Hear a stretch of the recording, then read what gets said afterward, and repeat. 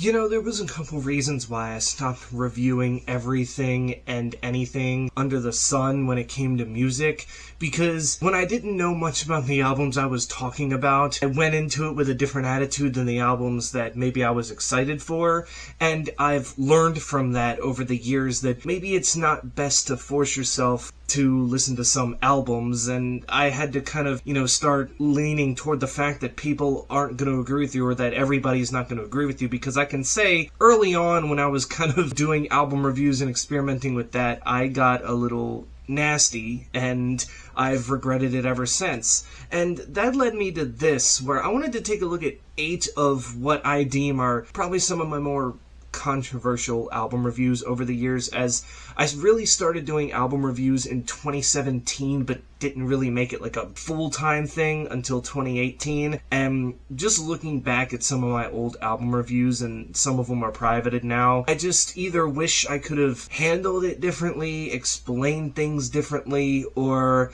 maybe I've just fully changed my mind overall on some of these albums for better or for worse. So yeah, I guess let's just go in order. We're gonna start out with a little album that came out in 2019 called Who Do You Trust by Papa Roach. I remember not liking this album that much. I really don't like it that much still either, but I think I was a little too harsh on it at the time. And considering too the band went out of their way to give me a free code to listen to this thing early, it's not that I shouldn't have been critical of it because they did that. I just feel like I should have went a little bit, easier on them, because it came out as if I hated Papa Roach, and I don't hate Papa Roach. I'm a fan of their stuff, especially their earlier stuff. Getting Away with Murder is one of my favorite nu metal albums of the 2000s. But, all in all, again, I think I was just looking for some sort of clicks and was like, if I don't like this album, so I gotta play it off like I really don't like this album. And again, I think it came off wrong, and it was just kind of rude for me considering the band went out of their way and did that. Next, we're going into 2019 again with Weezer and the Black Album. I,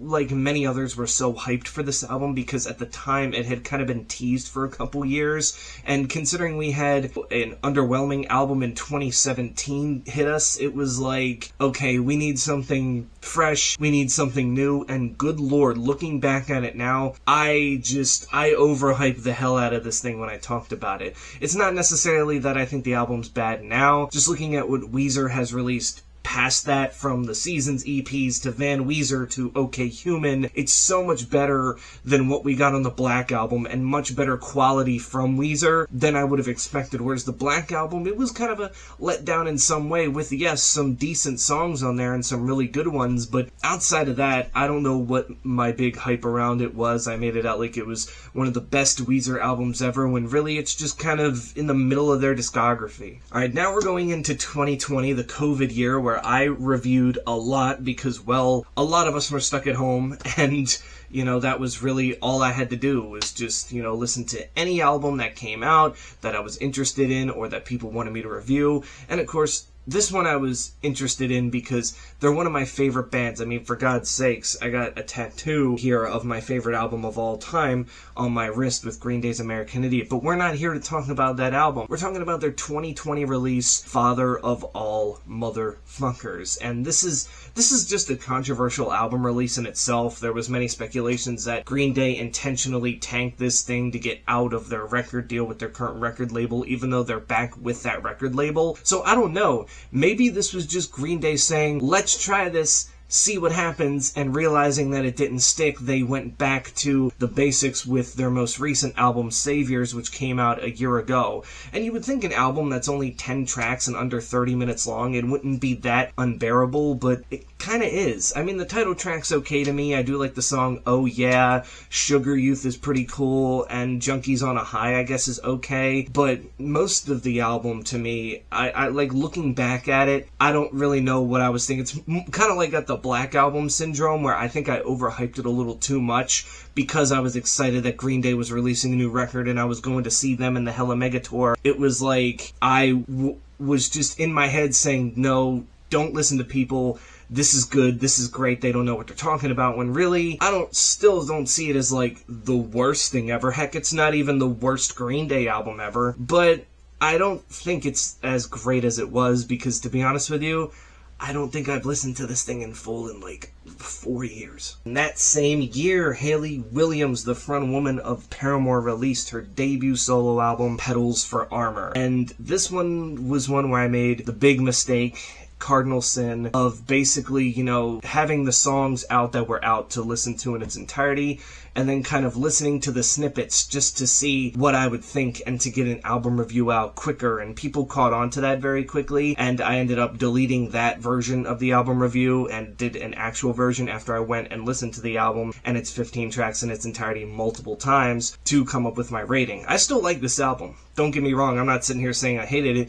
I think it was just the way that I tried to review it, and I wanted to review it as quickly as I could, and I really just wanted to be the first one out there to be able to review it, if that makes sense. Like, I just had it in my head that I had to be the first one to do it, and again, that's just not the way to go about things, and I learned my lesson from that, and I feel like I've only gotten better from there. Next is actually 2 albums for the price of 1, but it kind of connect them together because in the end it's a double album, and that's Imagine Dragons Mercury Act 1 and 2, which I believe came out around 2021 and 2022. I don't like these albums still. Do not get me wrong, my opinion has not changed on these albums, but I feel like I was a little too harsh because of the whole, you know, back when I reviewed their album Origins in 2018, I wasn't harsh, you know, I was critical, but I wasn't, you know, anything where I would be like, oh, you know, fuck this band, this, that, and the other, because I was actually a fan of the band. Their first 2 albums are great, their third one was meh, but ever since Origins, it's just kind of continued to go downhill, and I kind of just explained, like, look, I'm a fan, and I know you can do better, this just isn't it,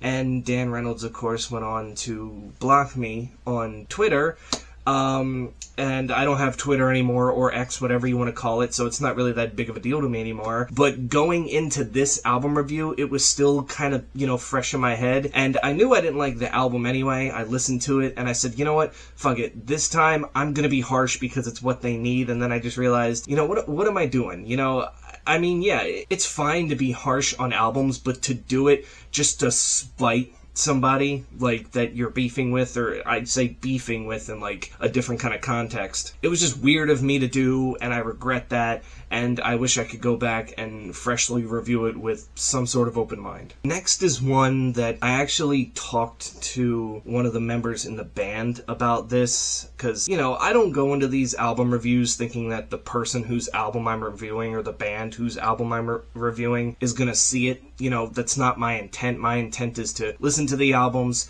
and give my honest opinion on it to, you know, people who want to watch, mainly my subscribers and maybe other people who are a fan of that band or artist or just curious to see what somebody else has to say about it. I never am like, oh, I wonder if the band's gonna see this. And in 2022, Grey Daze released their album, The Phoenix. Now, who is Grey Daze, you might be asking? Well, they were actually the first band that Linkin Park's Chester Bennington was in before he joined Linkin Park. And of course, after he died in 2017, the band released their album, I think it was Amends, in 2018, and thinking that was going to be like the end of it, they decided to release The Phoenix. And to me, with Amends, it felt like a nice send-off to Chester. They re-recorded a lot of their old songs and kind of made them, I guess, work for the times, and they were actually working on it with Chester before he had passed away. And then I said with The Phoenix, and looking back, it's not that I regret saying it, I just should have worded things differently.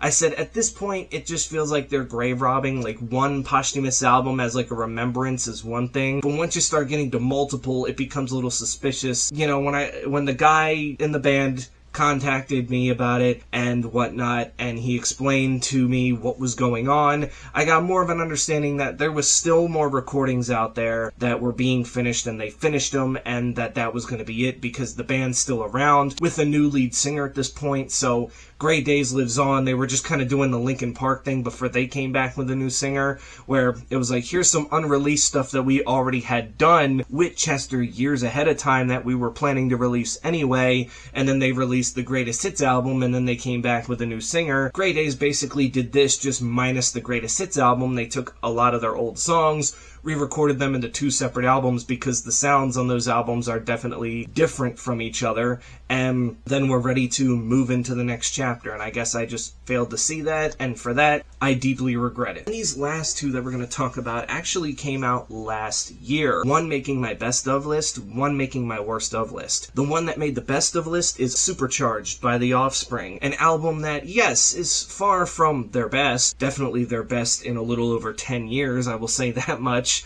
and definitely better than Let the Bad Times Roll, whatever that clusterfuck was. I still don't know to this day. There was people who were just so, like, I get it, you have your opinion, but good lord, people were so negative in the comments, and it's just like, just calm down. What I say is not fact. I'm not telling you that it's a good album because I think that's true. I'm just saying, to me, this is a good album and definitely better than what The Offspring had been doing since they had come back in 2020 with Let the Bad Times Roll. Like, I was just getting so much hate for no reason, and it's like one of those things where it's like, but, you know, I like the album and you hate me for it, but if I dislike the album, then you're gonna hate me for it. There was like, it was like a lose-lose situation there, but I got over it and was just like, you know what, I still think it's a good album and nobody can tell me otherwise. And the last one we're gonna talk about, again, came out last year, and boy, people on this one were harsh, I will give them that, and that is Katy Perry's 143, one of the worst things I heard last year. I think it was like number 4 or number 3 on my worst albums of the year.